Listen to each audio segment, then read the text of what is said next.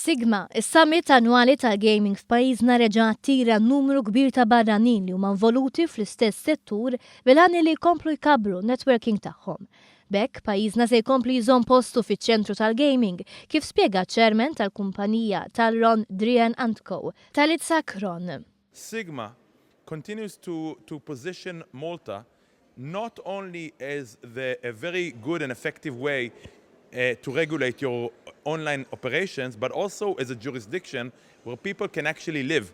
Ma' One News, Ron li huwa avukat saħaq li Malta hija aktarx waħda mill-ġurisdizzjonijiet ewlenin fid-dinja fejn jidħol is-settur tal-gaming. Sostna wkoll li Pajjiżna m'hawnx sempliċement l-ogħla uffiċjali tal-kumpaniji, iżda saħansitra ħafna ħaddiema huma stabbiliti hawn. It's not only a place where you placed your key official and market elsewhere in the operation.